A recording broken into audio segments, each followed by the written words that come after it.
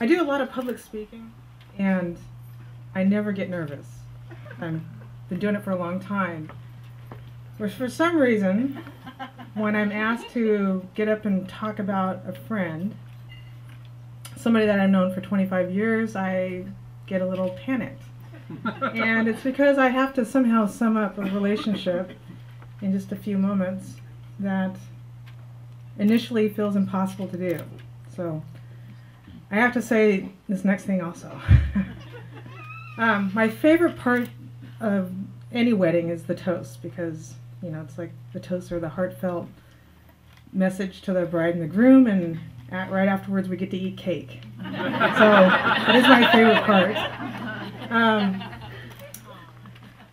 Okay, and then the next thing I'm going to say before I get into my little toast, sorry, I have all these like disclaimers, is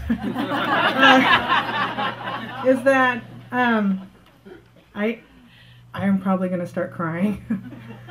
So anyway, I'm going to try not to, but all right. So I'm going to tell an embarrassing story because I met Kat kind of under these unusual circumstances, and we were both college students in Bellingham, Washington, and I knew her roommate. Her roommate was a good friend of mine, Karen Miller, and I was going through some sort of like emotional breakdown that like a 19-year-old would go through, 20-year-old, and I had to talk to my friend Karen, who was Kat's roommate.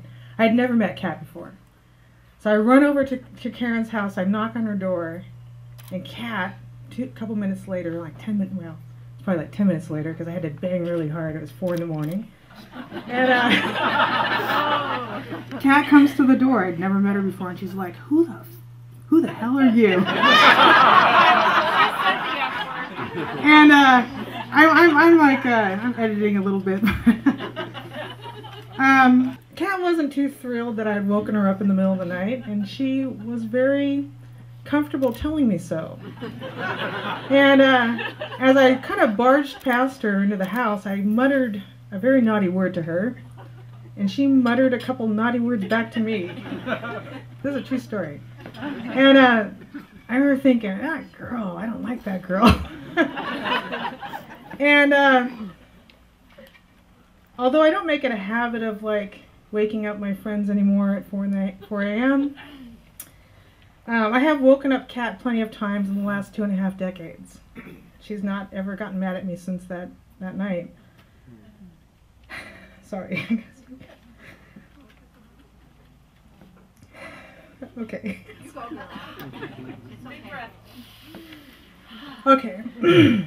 A good friend is an honest friend, and Kat doesn't always tell me what I want to hear, but she tells me what I need to hear. Sorry.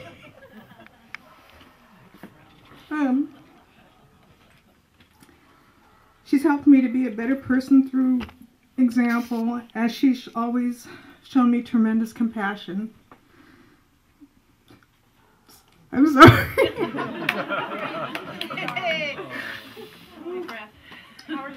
Okay. And Kat has always been like, I'm an artist or a graphic designer, and so at times it's a very hard way to make a living. And Kat's always been like a really great supporter of what I do, and I just feel really grateful for that relationship. I found a quote. It was like the perfect quote. I couldn't believe it. I was like searching on the internet, and Marlene Dietrich said that it is the friends that you can call at 4 a.m. that matter.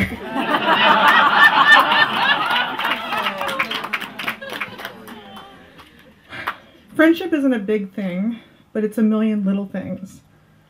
Kat is still the person I call when my heart has been broken or when I'm conflicted or in need of some good advice. She's one of the most generous, warm, and loving people I know, and I'm so happy that she's found someone to share her life with today. And I'm so honored that I get to raise my glass and ask you to do the same as we toast Kat and Jerry and wish them the best in their new journey. Thank you, Kat.